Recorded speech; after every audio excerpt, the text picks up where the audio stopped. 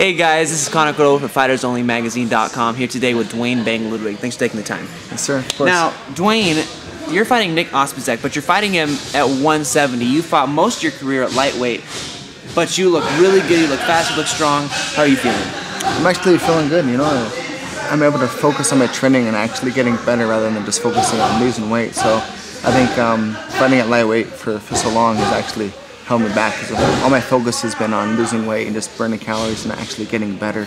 Because honestly, I should have my freaking black belt by now as long as I've been rolling, but I don't. I still suck on the ground. So, but now I'm getting better. I'm able to focus on training and get better in all aspects. So I'm happy with the decisions that I made.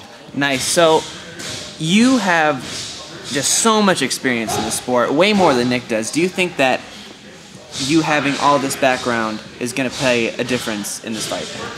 It can. It depends on how deep the water gets. I've been in multiple wars. I've been fighting wars since I was 16, so more than half my life. And I don't know how many wars he's been into, but I've been in some. I know what it's like. I actually like that. I like to get down in there and, you know, get a little mean. So if it turns out to be that zone, that deeper water where it has to be like that, I'm comfortable there, and we'll see if he is.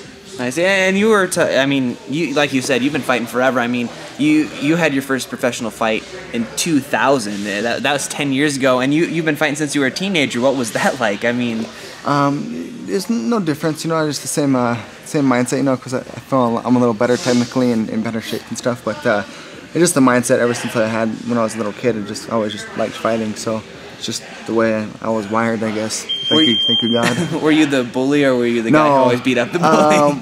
Actually, a little bit of both. It just depends on who the person was and the situation. You know, if I had to be the bully to get something to go my way, then I would. But just depends. I would always, not always, I would stick up for kids quite a bit actually, and but also sometimes I was a bully. I wasn't always a nice kid. So.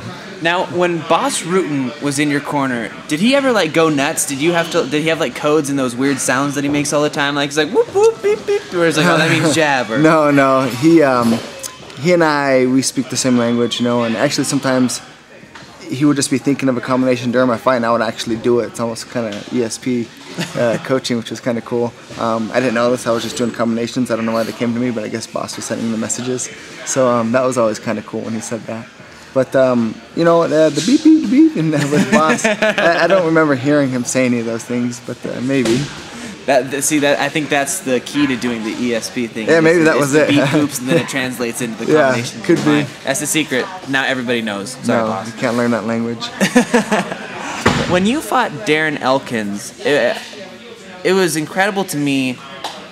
I mean, you broke your leg, and you were so calm about it. I mean, right when you went down, leg got broke, just kind of looked up at the ref, you're like, hey, my leg's broken.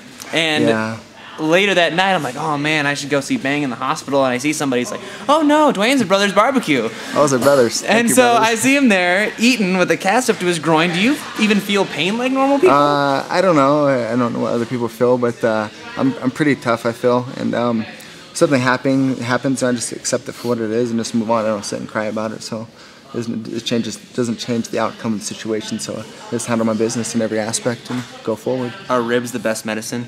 Yes, they're tasty. Rubbing on the broken bone, and it works out pretty good.